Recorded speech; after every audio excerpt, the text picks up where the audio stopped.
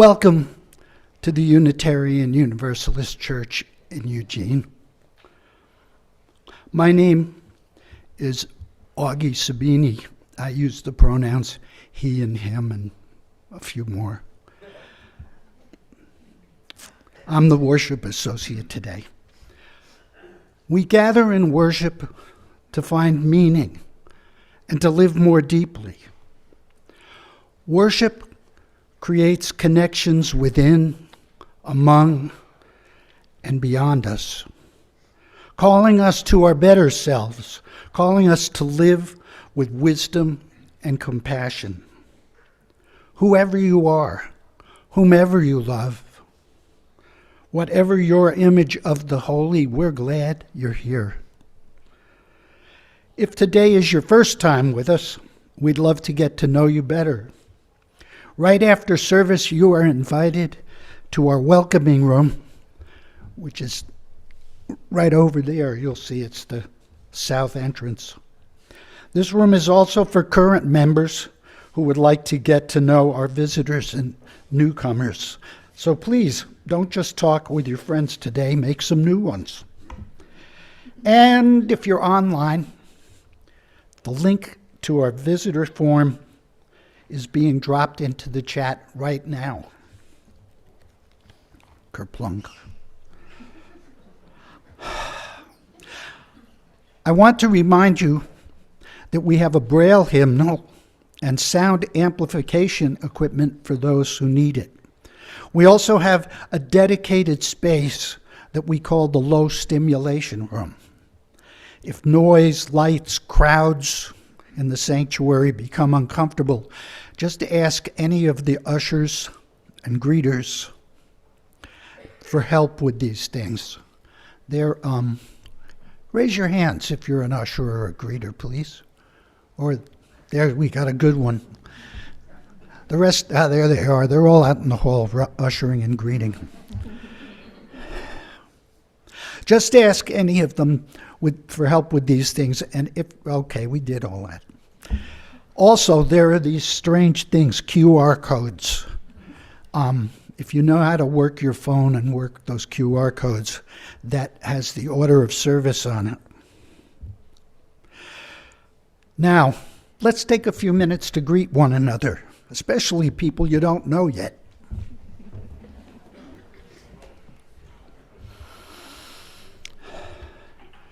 We light the chalice, symbol of our Unitarian Universalist faith, with words from William Schultz. This is the mission of our faith, to teach the fragile art of hospitality, to revere both the critical mind and the generous heart, to prove that diversity need not mean divisiveness, and to witness all that we must hold the whole world in our hands. And now let us say together the words of our mission, which affirm our shared purpose. Empowered by love, we transform ourselves and transform our world. Good Sunday morning, my beloveds. My name is Jen Youngsun, and I use the pronouns she and her. Welcome to February. We're continuing 30 Days of Love, hence the shirts. And remember, these are still for sale. For Black History Month, we've just installed a few photos of prominent Black UUs on the wall as you enter from the parking lot.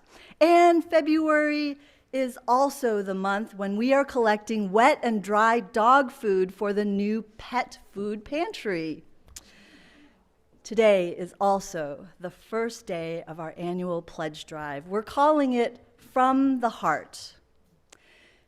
As we open this first day of our pledge campaign, we have already received just over $121,000 in pledges.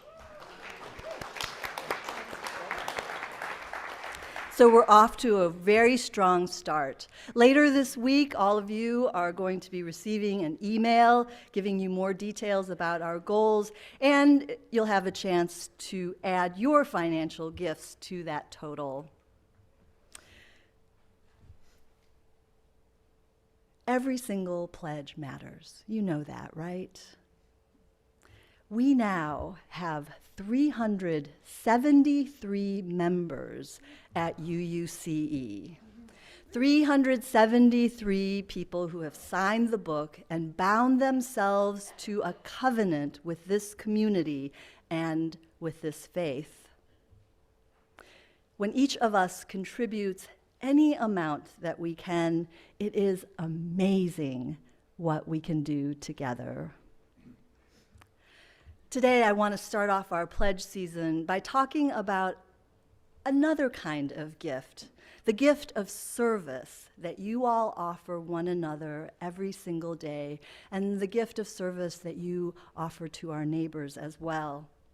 You know, if I tried to name every single person who has given their time and talent to this church in the last year, the list would be so long that we would just spend the entire hour doing that.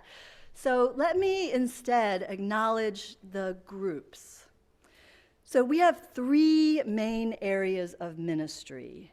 We have connection, stewardship, and justice. The connection ministries include all of our small groups and affinity circles. They give the gift of fun and an easy way for newcomers especially to get to know people on a smaller level.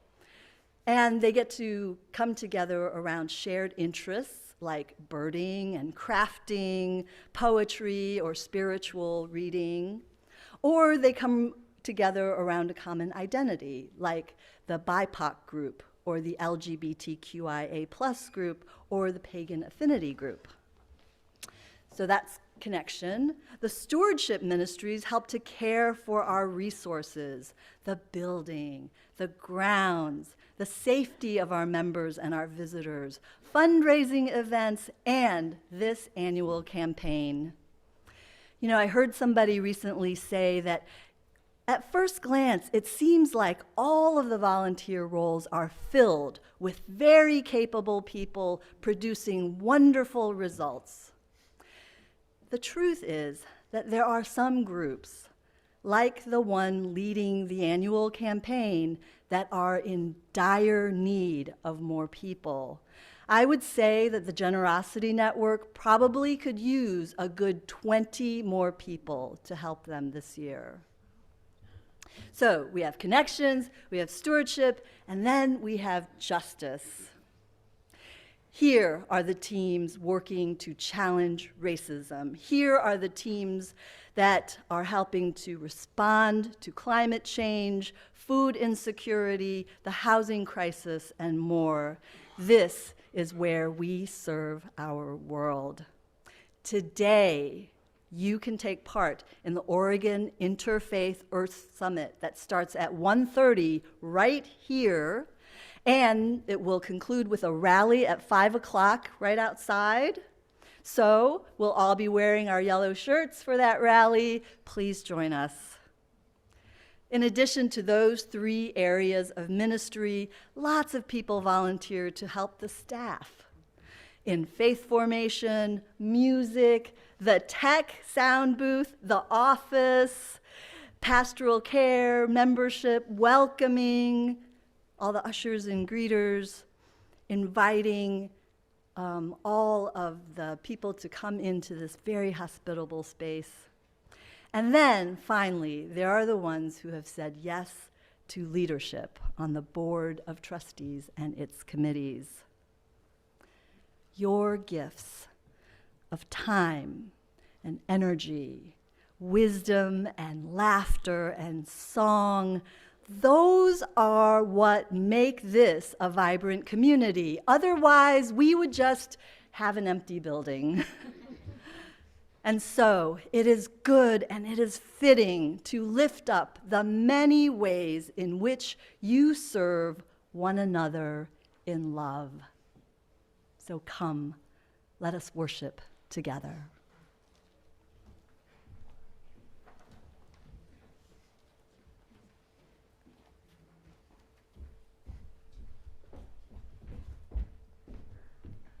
Good morning. My name is Leah Salerno. My pronouns are she and her. I'm a white woman with blue eyes and shoulder-length brown hair.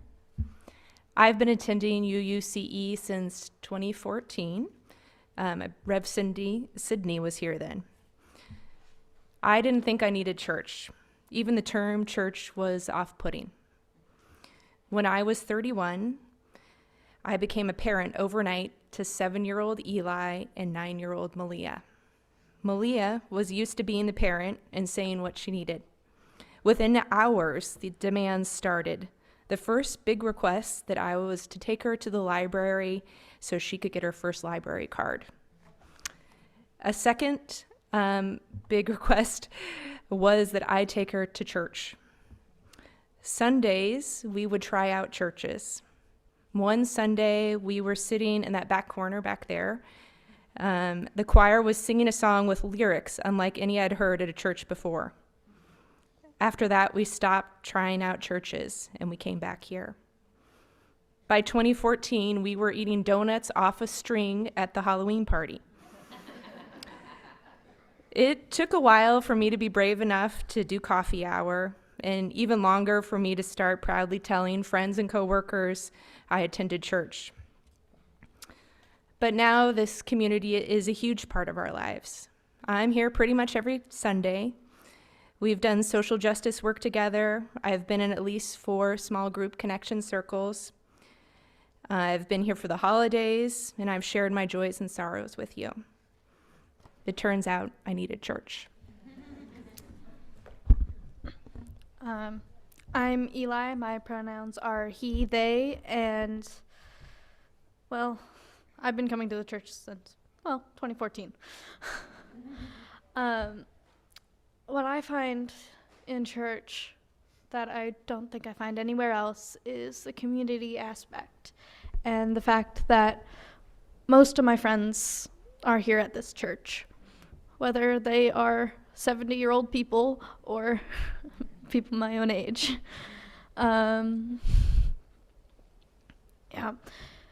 This is why I volunteer here and have been helping out at this church.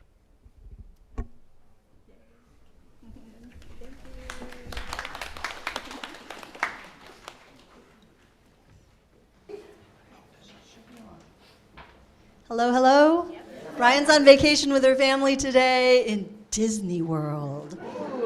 So she let me tell the story today. If the youth and the children and anybody of any age wants to come up and sit on a little carpet square, I've got a story for you.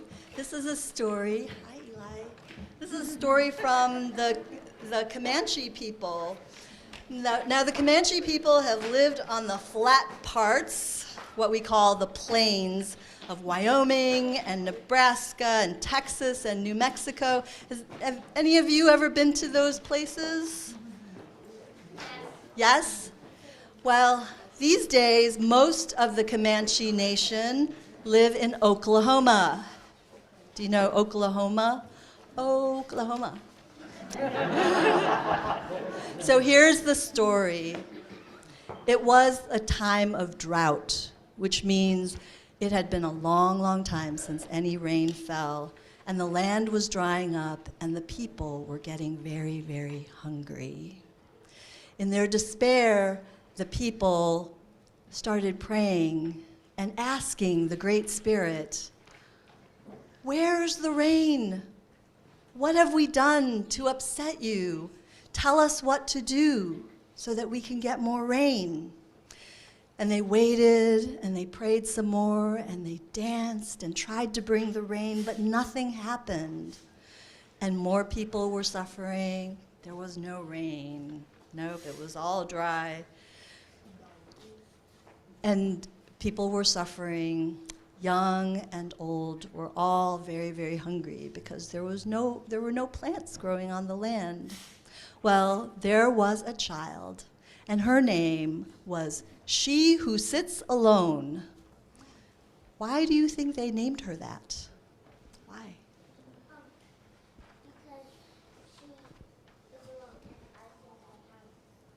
Oh, you think you have this book, and you think they named her that because she often just sat alone.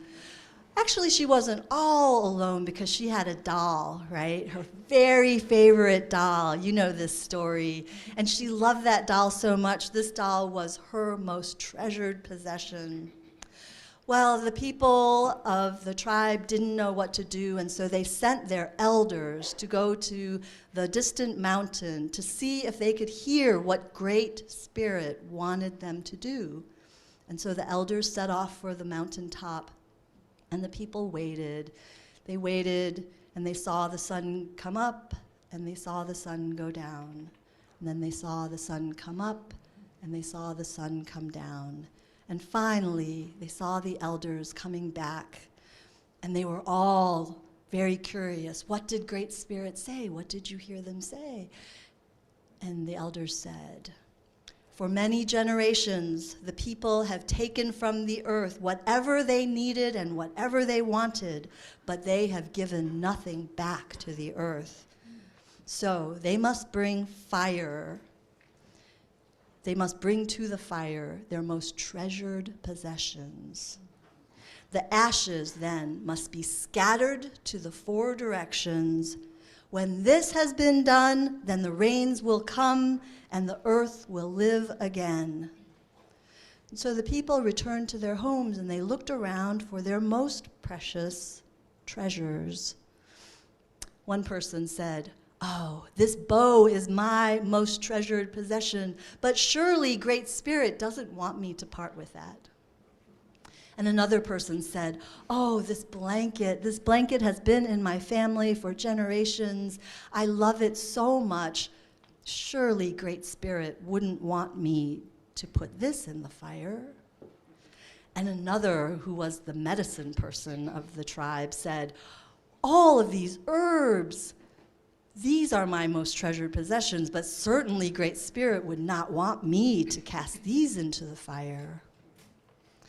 Well, she who sits alone listened to all of this, and then she looked at her doll and knew exactly what she needed to do. She knew that Great Spirit wanted her to give up her most treasured possession, and so early one morning, she set off to the great distant mountain.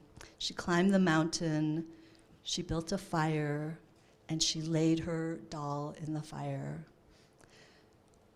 She was so tired from the trip, she fell asleep, and when she woke up, there was nothing but ashes.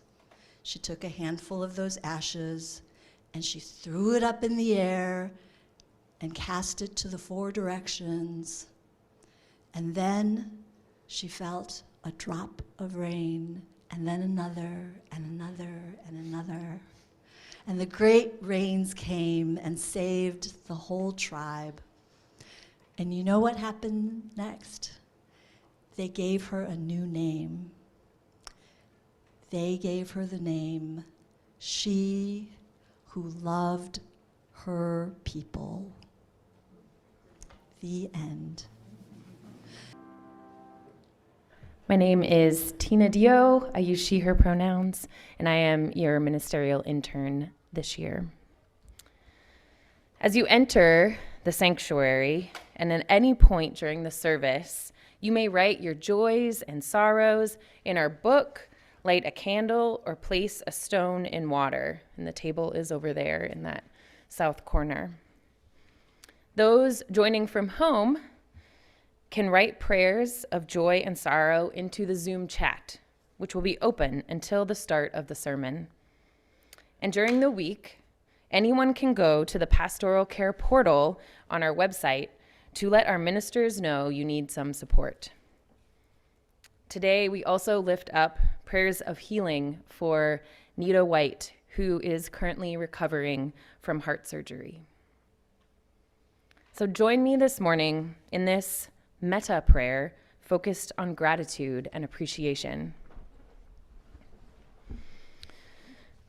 Let yourself sit quietly and at ease.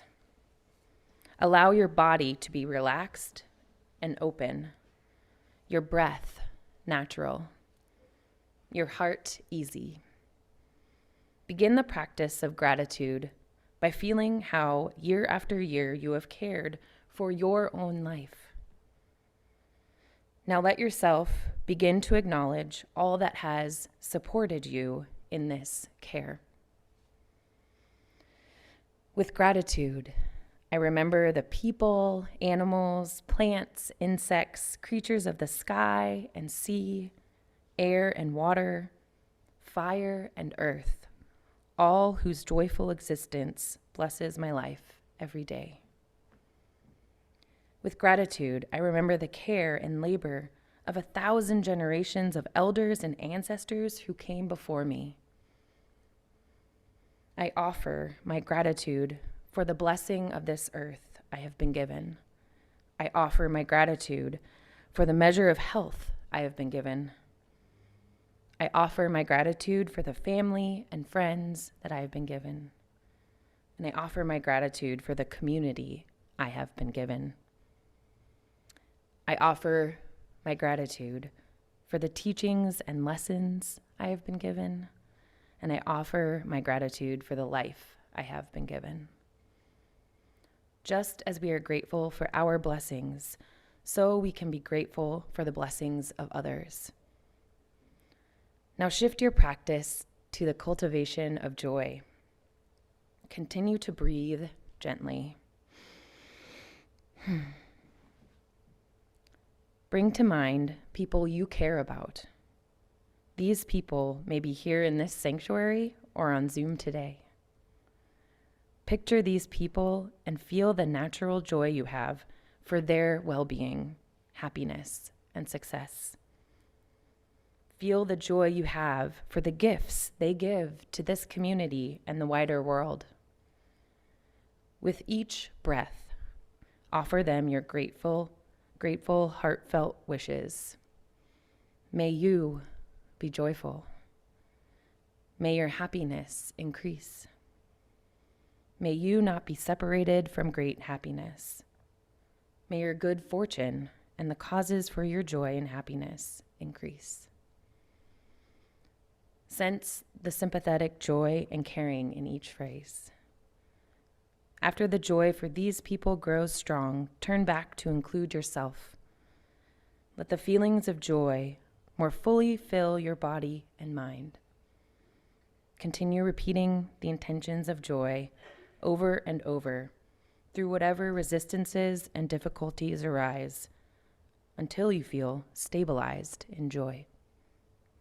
Now send this joy out to all people. May this joy and gratitude fill your heart and mind. May it be so. One of the many ways in which you serve this community is by offering kindness and care, non-judgmental listening, and a compassionate heart. Today, we welcome our newest lay pastoral associate, Suzanne Reynolds. Suzanne is a death doula, and that means that she has been trained to accompany people at the end of their lives. Suzanne, thank you for saying yes to joining the Lay Pastoral Associates.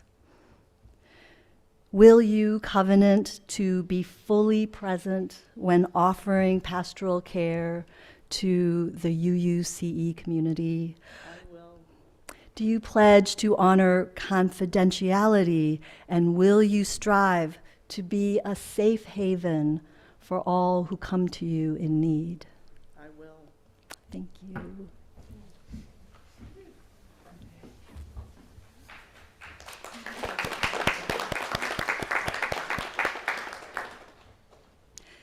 Members of this church community not only minister to each other, but to our members as well, especially the most vulnerable among us. And one way you all do that is by preparing meals.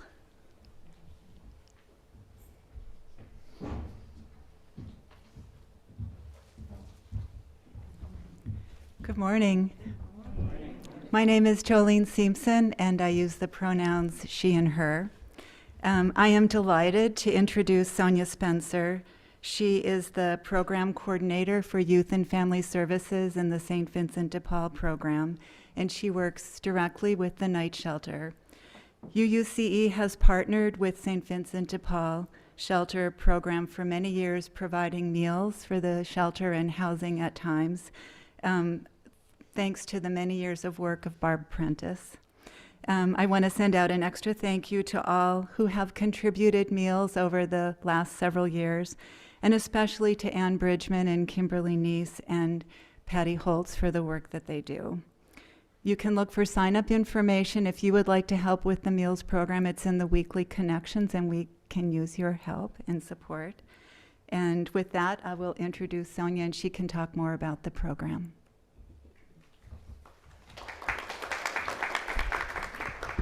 Hi, thank you for having me.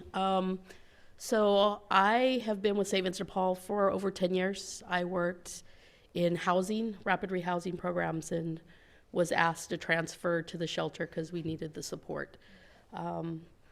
It has been a transition, working with families coming off the streets and trying to get them move forward to their next journey of being housed. We recently, over this last year, combined First Place Family Center, which was at 1995 Amazon Parkway. And then we merged it with the night shelter. Part of that was to ensure that, because what was happening is families were being bussed back and forth, having to leave the shelter at 8 a.m. in the morning, pack everything up and go. So St. Vincent de Paul decided we needed to quit that transition, and we combined. And it's actually been a very good transition because we're able to offer more wraparound services to our families. We have currently 28 units that serve 6 pallets and 22 units inside the dorm area. It's approximately, on any given day, about 80 to 90 people that we serve. The meals that your church and many other communities provide is a big asset. We have to provide 7 meals a week, dinner meals, for all those families. And the community that comes in for the day services as well benefit from all of that. We are very grateful. You guys come on Mondays, I think? Tuesdays. Okay. It's like the calendar rolls through my head. Tuesdays, and it just really helps a lot. And the families are very appreciative of it. Staff is very appreciative of it because currently I am the cook for the days we don't have volunteers on top of my regular position. So that's the majority of my job, is figuring out how to feed up to 50 people who participate on a weekly basis. But I just want to appreciate all the support, and Thank you.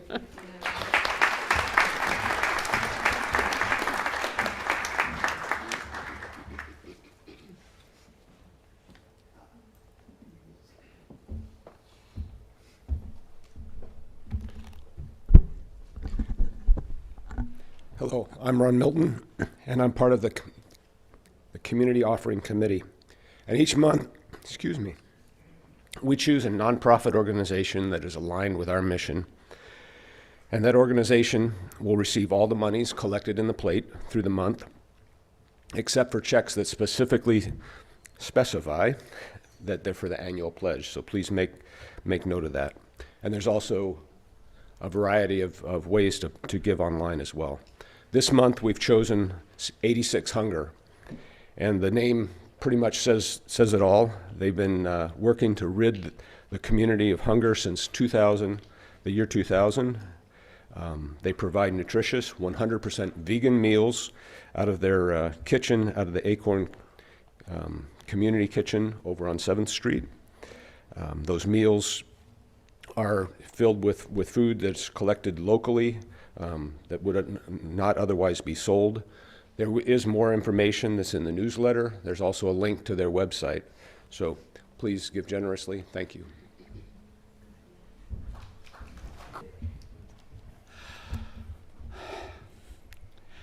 Today's reading comes from the Reverend Dr. Rebecca Parker. Your gifts, whatever you discovered them to be, can be used to bless or curse the world. The mind's power, the strength of the hands, the reaches of the heart, the gifts of speaking, listening, imagining, seeing, waiting.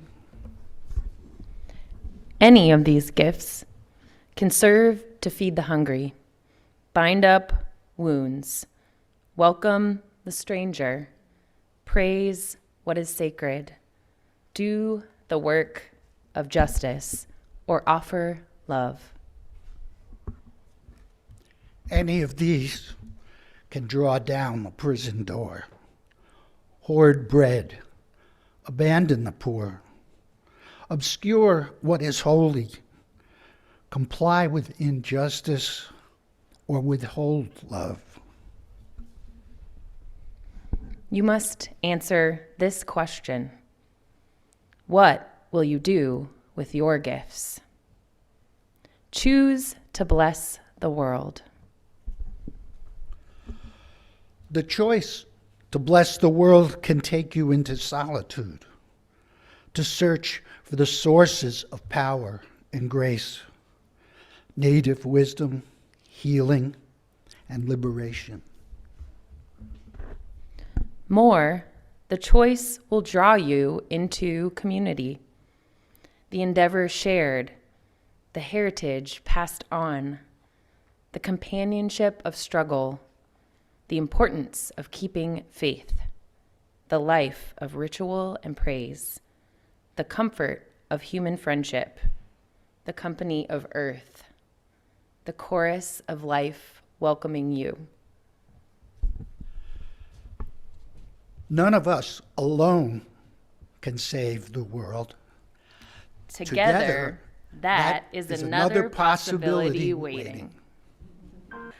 The spiritual community offers many ways in which you can use your gifts to bless the world. Earlier, I used the word ministry. I said we have 3 main areas of ministry. But remember, the word itself comes from an old French word simply meaning to serve. We have a long tradition of shared ministry here in Unitarian Universalism, and it means that ministry is not limited to the ordained. As the Reverend Gordon McKeeman once reminded us, ministry is all that we do together. Wherever lostness is found, wherever our fragments are united, wherever our wounds are healed, there is ministry. The reason we use this word in church is to remind each other that the work we do here is not just offering labor. It's not done with some dreaded sense of duty or obligation. Ministry, service to one another in this religious community starts with our own spiritual project of healing and growing. Now, the reason that you and I are here on this Sunday morning instead of doing 100 other things that we could be doing is that because we want to nurture this inner life so that the love that grows in here spills out to bless the world. As we grow, so does our approach to volunteering our time and our energy and our ideas to this community. I have been privileged to witness the way that you work together, and it is clear to me that this is a spiritually mature congregation Because all over the place, I witness your teams, committees, groups put relationship first. Yes, you do have a purpose and an aim to your work. Yes, you have specific tasks, and I know that you have an agenda that you're trying to follow. And you also know that the point of the work is not to arrive at some end finish point. The point is to take care of all the relationships along the way. And that is why you light a chalice every time you meet, acknowledging first the relationship between you and yourself, you and your soul, you and the spirit of life, you and your God. And then you all do a check-in. You create space for every single voice in the room to speak. In doing that, you create a culture of kindness and joy, connection and compassion. And then, eventually, you do move on to your agenda and your tasks, and all of us are learning together to let go of perfection. The board, is anybody from the board here? I hope that you won't mind me sharing this with with the people, but on the board agenda every month, there is a sentence at the top that says, "We're doing the best we can." And I love that so much because it moves us away from a feeling of needing to be perfect and needing excellence all the time toward an appreciation of who is here right now, what needs our attention right now. There is so much joy and genuine caring in the groups that you're involved in, whether you're sewing for a cause, pulling weeds, writing policy documents, or running the dishwasher in the kitchen. You remember what is most important. These little snapshots, these scenes of 5, 6, 10 people working together. To me, they're glimpses of the beloved community. Some people would call that the kingdom of heaven. This is what it looks like when things are going very well and when we remember to put first things first. Now, there may come a time when the work stops nurturing your spirit. Or there may come a time when you realize that you have held on to this position for a very long time, not because it brings you joy, but because you're afraid that no one else will do it. You may have noticed that this year we have started to publicly recognize volunteers who retire from their positions. So the reason that we're doing this is because we want to support a culture where it's okay to say, I'm ready to move on. It's okay to say that because it creates space for something or someone new to enter, and it gives us a chance to say thank you. I don't want anyone here to ever feel burdened by or resentful of their service to this church. I want everyone to serve with a spirit of love, even when we're impatient with one another and even when the work gets frustrating, because it will.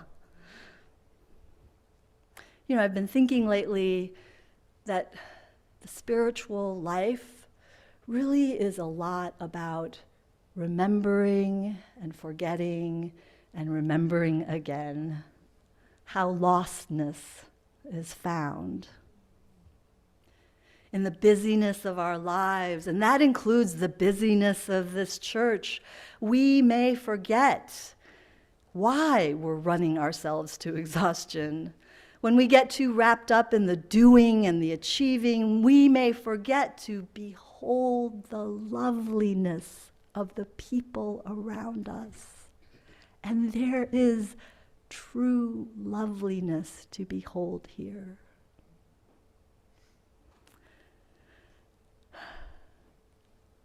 a regular practice of prayer, meditation, indoors or out in the woods or on the river, that can call us back to our intentional and conscious living.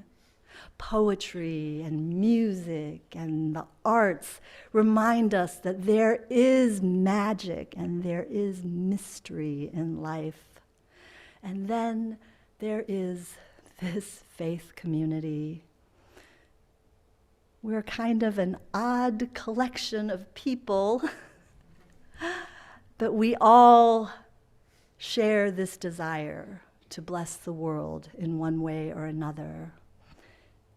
This is a community where you find the endeavor shared, the heritage passed on, the companionship of struggle, a life of ritual and praise, the comfort of human friendship.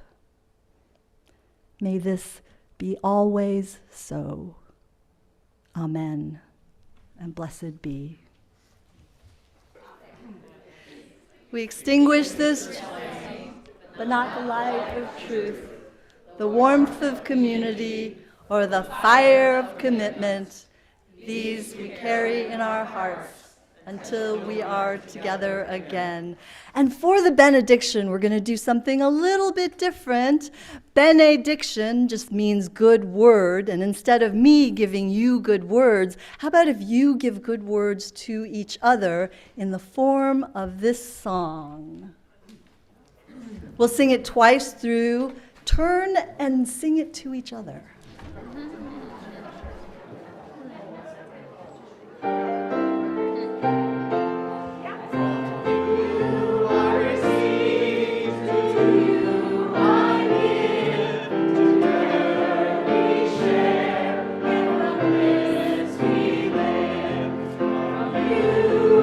Receive